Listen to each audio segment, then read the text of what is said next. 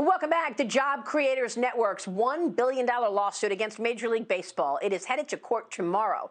The group suing after the league moved this year's All-Star game out of Atlanta over Georgia's voting law. Joining me right now in a Fox Business exclusive ahead of the hearing is Job Creators Network CEO Alfredo Ortiz. Alfredo, it's great to have you this morning. Thanks very much for being here.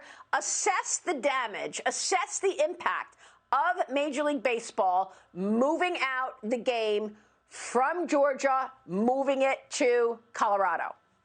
Yeah, absolutely. Again, thank you for having me, Maria. And look, this is truly a David versus Goliath story. And even though Commissioner Manfred and Tony Clark, the head of the Players Association, tried to dodge service last week, they were served. And so tomorrow at 3 o'clock, we have a hearing in federal court in New York City where we're asking for the game to be moved immediately back to Atlanta. And if for some reason they can't accommodate that, and by the way, Maria, the game was moved in 4 days. So we're saying with the same speed that they moved it out, we want it moved back. And if they can't accommodate that, we're asking for a $100 million relief fund for all those injured small businesses in the state of Georgia. And then punitive damages, which we would determine how to work with the state on that.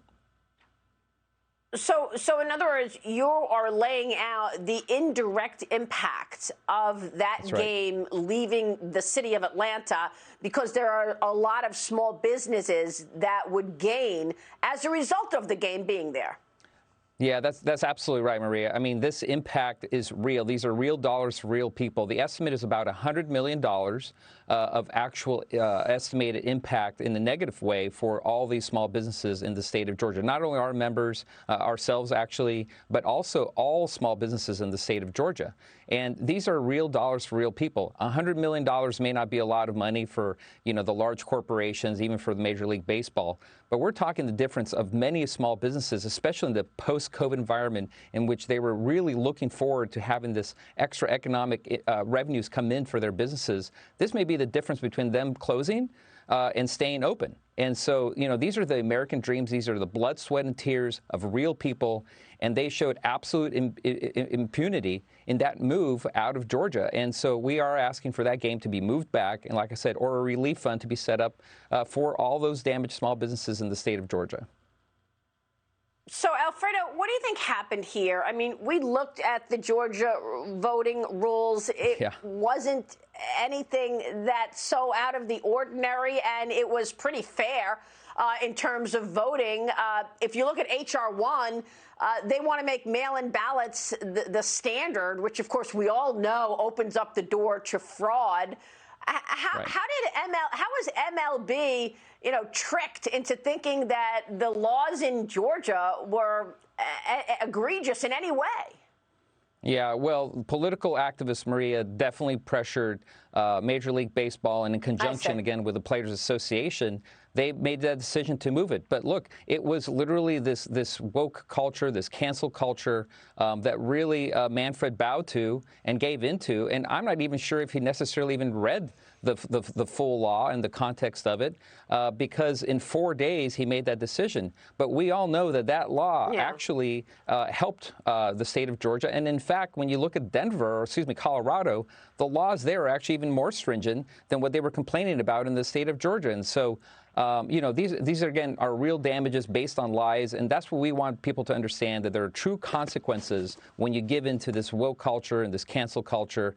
And our small businesses in the state of Georgia were definitely hurt. And again, remember, these are blood, sweat, and tears, the American dream. So many of these businesses were looking forward to it. So we want people to understand the hurt and the economic impact that really was brought out by this just complete misunderstanding and giving into lies. I mean, even the Washington Post gave President Biden 4 Pinocchios for his comments that he made on this particular move. Yeah. It's crazy. That's right. It's absolutely Biden should actually come out, and he should come out and apologize and say, look, I misspoke, but he hasn't, and we know that he won't. Alfredo, real quickly, who hears this case? How do we know? What's the likelihood that you're, in fact, going to be successful here? What's the timing, and who hears the case?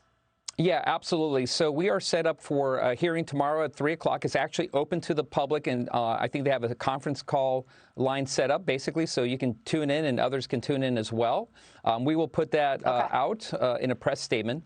But, you know, one thing, Maria, I just have to say is that we've gotten great support from all the majority Senate and House caucuses in the state of Georgia. But what I want to know is where are current Senators Warnock and Ossoff on this? Because last I checked, not only did they take an oath to protect the Constitution of the United States, but they also took an oath to protect the citizens of Georgia, not just the Democrat citizens of Georgia, but all citizens of Georgia. I would love for them to stand with us on this against the Major League Baseball. Well, I think it's a great point. Where are you, Georgia Senators? It's a great point. Alfredo, we'll keep on it. Good to see you, and we'll be watching the suit. Alfredo Ortiz joining us.